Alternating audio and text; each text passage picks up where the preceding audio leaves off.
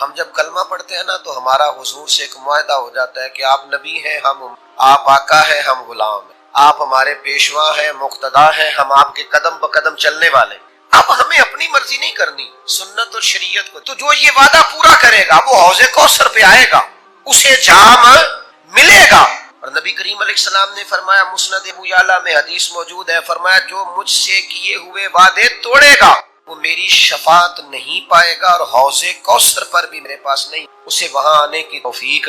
یار کیا دیر ہے سنت پر عمل؟ یہ بتاؤ نا، کیا مجبوری ہے ہم شریعت اور سنت کا پاس نہیں؟ بتاؤ نماز پڑھنے میں آخر کون سی دقت؟ سچ بولنا آخر کتنا مشکل ہے؟ یہ حضور کی سنت، دل کو سینے اور بغض سے پاک رکھنا آخر کتنا کو مشکل؟ وہ میرے بھائی یہ داڑھی اللہ نے مرد کو دی ہے، بی بی کو دی ہی نہیں اللہ نے۔ رب چاہتا ہے مرد کے چہرے پر دیکھنا پسند، آخر کیا دشواری؟ اس کا کوئی بوجھ ہے؟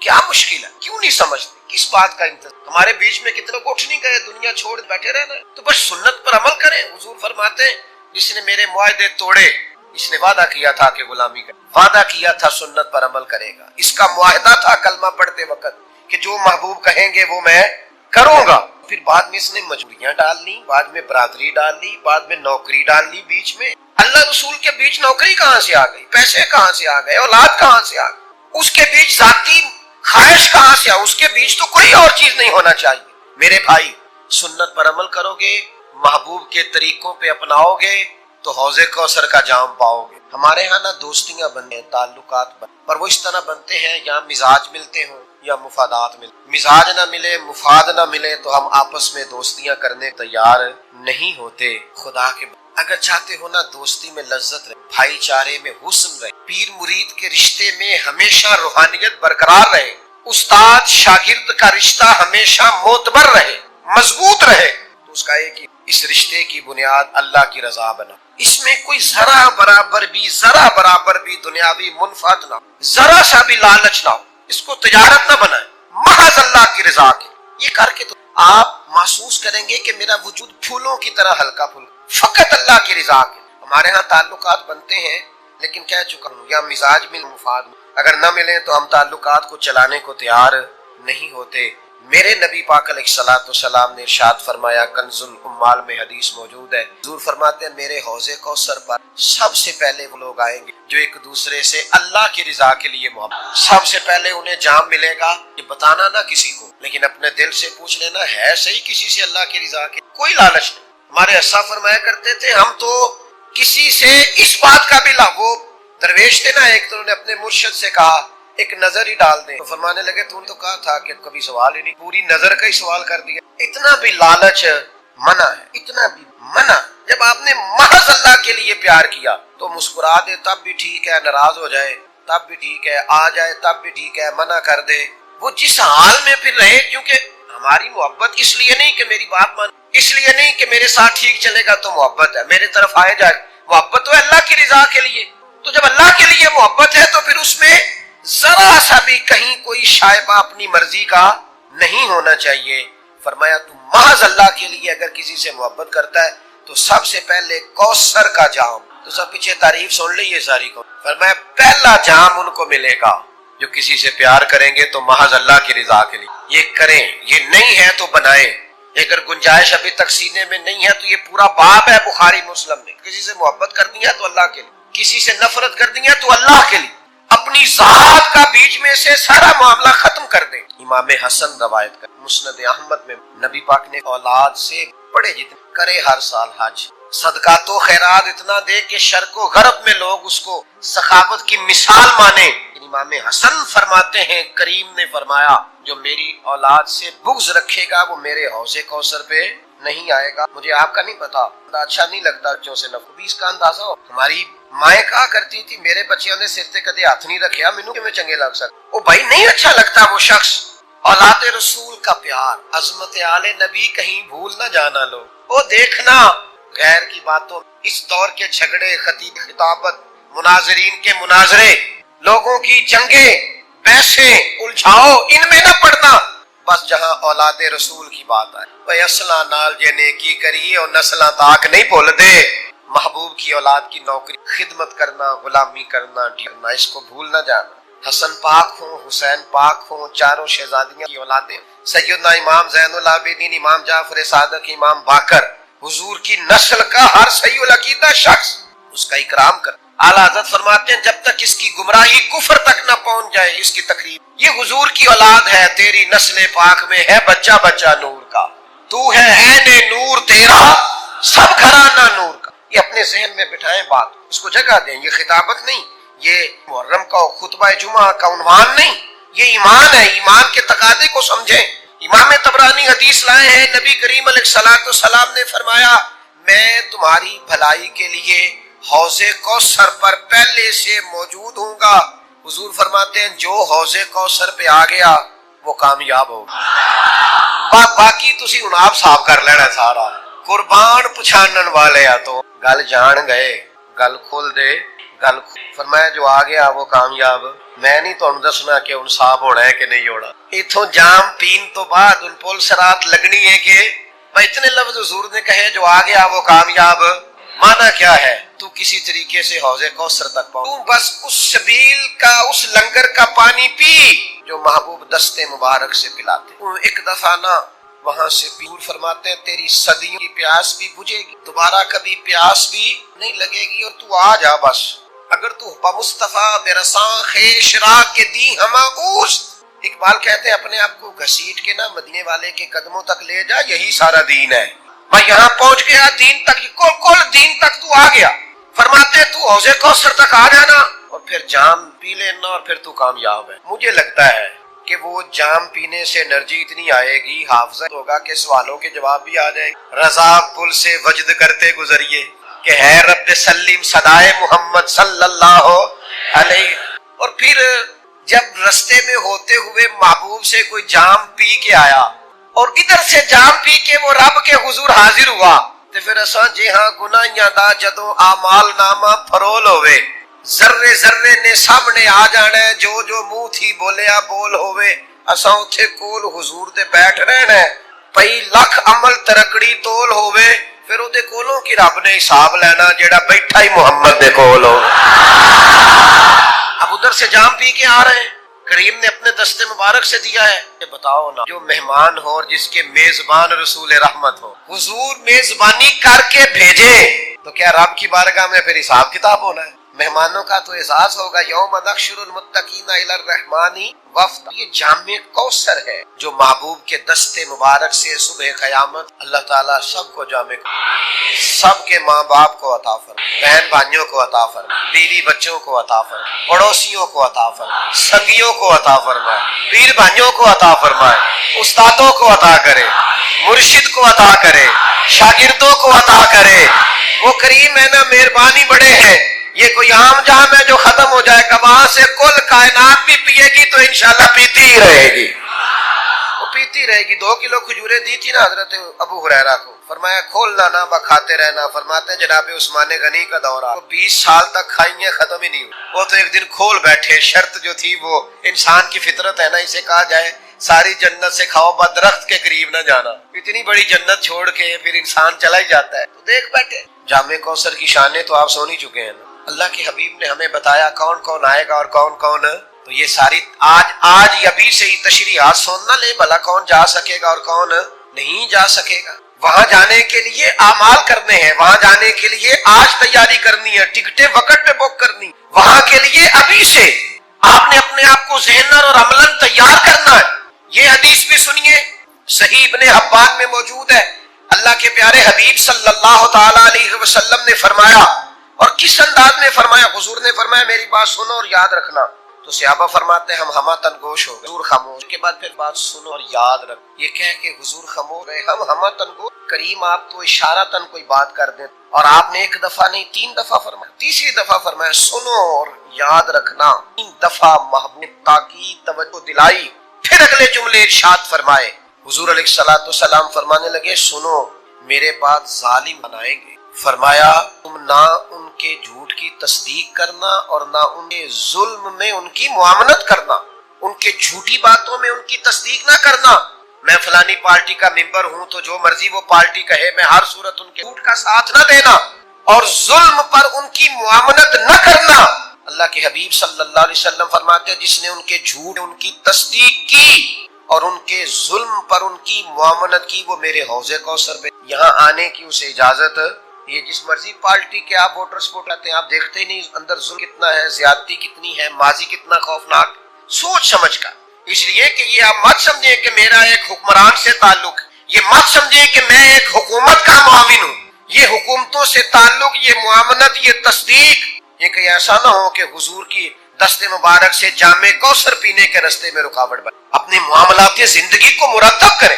یہ آپ کو ابھی سے تیاری، دیکھو نا، کسی بڑے ہوٹل سے بھی کھانا کھانا ہو تو بکنگ پہلے کرانی پڑتی ہے نا، لوازمات پورے کرنے پڑتے ہیں نا۔ او میرے بھائی، حوض کوثر سے جام پینا ہے تو تیاری نہیں کرنی؟ حضور کے دست مبارک سے آپ نے سیراب ہونا ہے تو اس کے لیے آپ نے وہ ساری چیزوں کو غور نہیں کرنا؟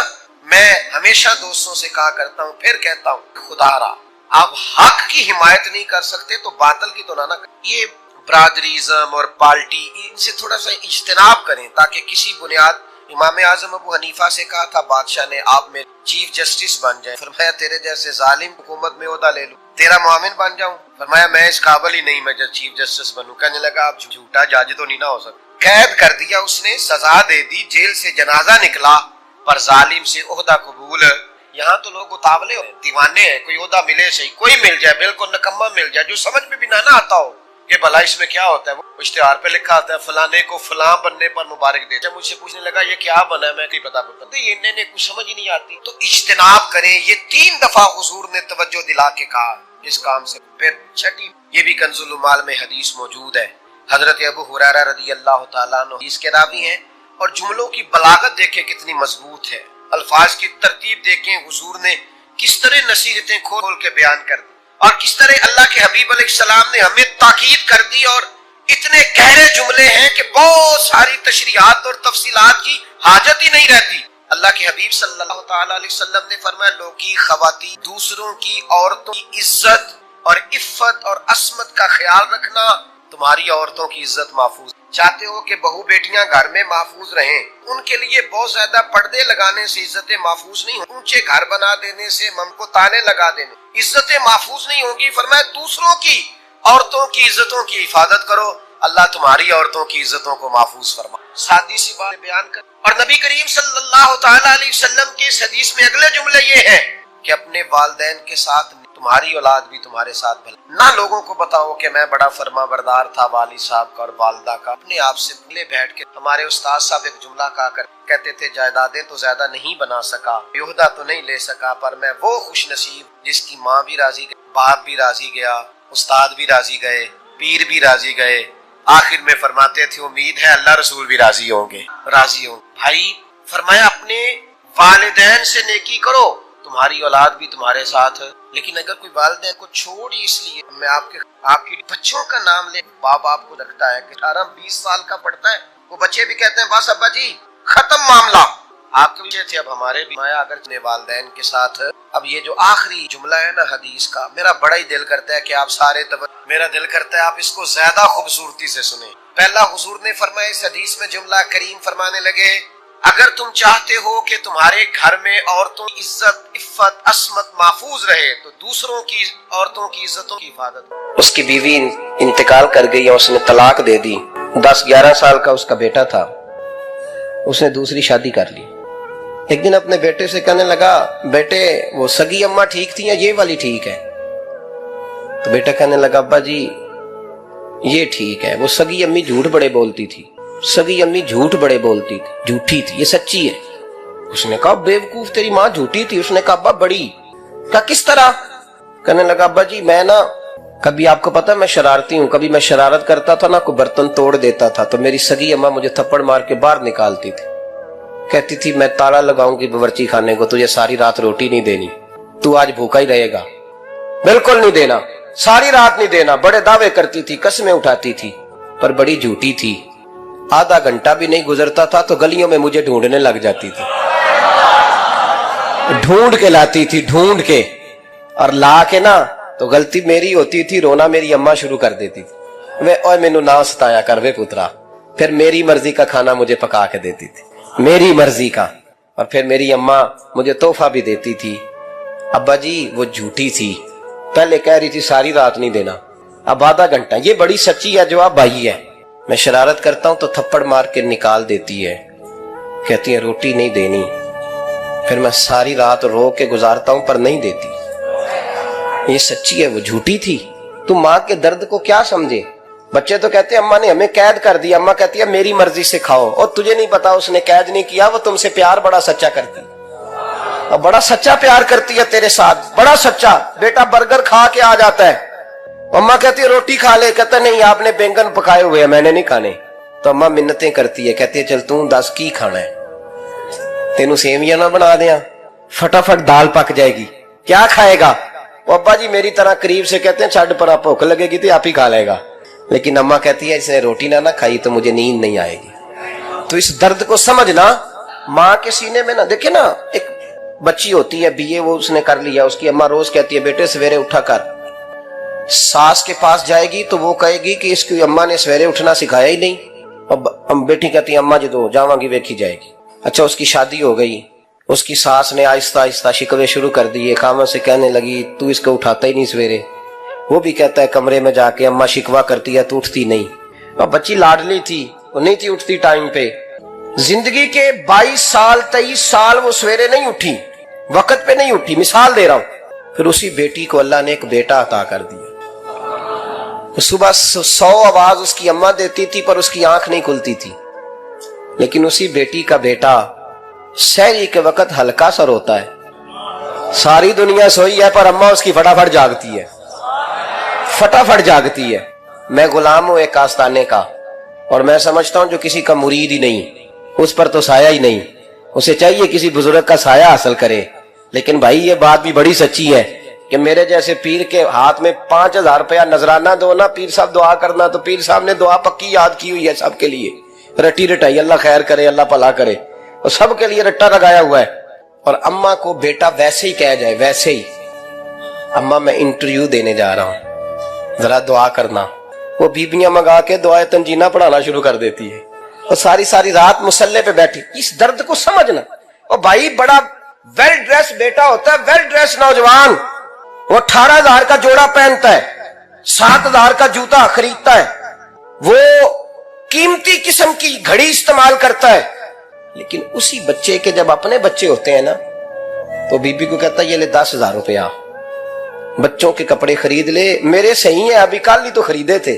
और बाप, और तू समझा ही नहीं यार, 30 साल बाप ने जवानी सारी सऊदी अरब को दे दी, लेकिन तेरा ख्याल रखा। मैं ऐसे लोगों को जानता हूं जिन्होंने 30-30 साल परदेश में कंबल नहीं बदला, और जहां गए थे तो एक कंबल खरीदा था फिर बदला नहीं। तू माँ बाप के बारे में, और यहाँ बच्चे हिसाब करते फिरते हैं, भाई तो पिछले महीने भी 5,000 दिता सी, तुसी पैसे अदा कर दे की हो, माँ बाप से हिसाब करते है तू।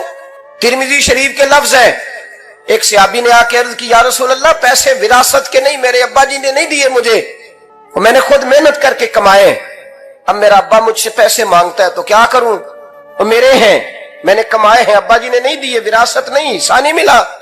हुजूर मेरा अब्बा मांगता है तो मेरे लिए हुक्म क्या है। तो नबी पाक ने फरमाया क्या कहा तुमने, पैसे तेरे हैं? कहा हुजूर हाँ। तो फरमाया अब्बा किसका है? कहा या रसूलल्लाह मेरा। तो फरमाया अगर तू अपने वालिद का है तो तेरी हर शय तेरे वालिद की है, तू भी तेरे वालिद का है तो तेरा माल भी तेरे। माँ और बाप ये तो हुस्न है जिंदगी का, ये तो वकार है इंसान का।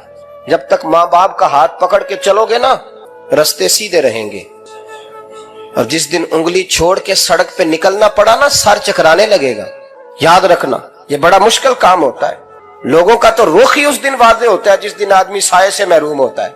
अम्मा तो कमरे में पड़ी हो ना, औरंगजेब आलमगीर की मां फौत हो गई, 350 कमरा था महल का, और अम्मा 12 साल टांगों से माजूर रही औरंगजेब आलमगीर की।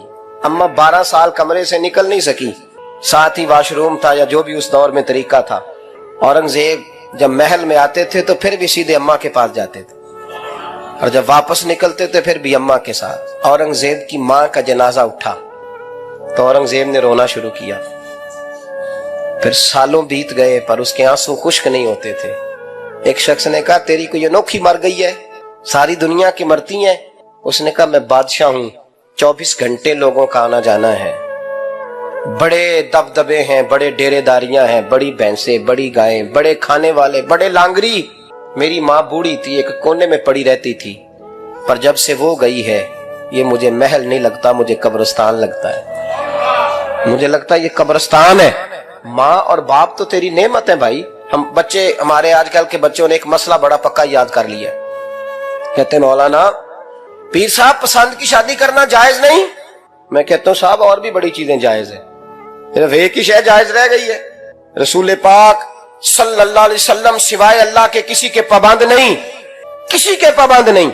اور جناب سیدہ خدیجہ الکبریٰ رضی اللہ تعالیٰ عنہ نے پیغام نکاح دیا, یا رسول اللہ میں شادی کرنا چاہتی ہوں. حضور کسی کے پابند نہیں, پر میرے محبوب نے فرمایا میرا چچا میرے والد کی جگہ ہے, میں اپنے چاچا سے پوچھ کے تمہیں جواب دوں گا.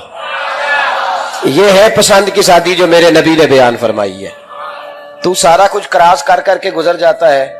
یہاں تو حال یہ ہے کہ پالنے والا کوئی اور سائے میں بیٹھنے والا. باغ تیرے دی کر کر راکھی میں ساری عمر گزاری, تو جدوں اے پھل پکن تے آیا تے لے گئے ہور بپاری. اور بیٹا گزرتا ہے اماں کے دروازے کے آگے سے, اماں کے دروازے کے آگے بیٹا امرود لے کے آیا ہے 6 کلو. توجہ ہے میری بات پر؟ ادھر دیکھیں جی, چھوڑیں تھوڑی دیر ہماری سنیں. وہ امرود لے کے آیا 5-6 کلو, تو اماں کے دروازے کے قریب سے گزر گیا.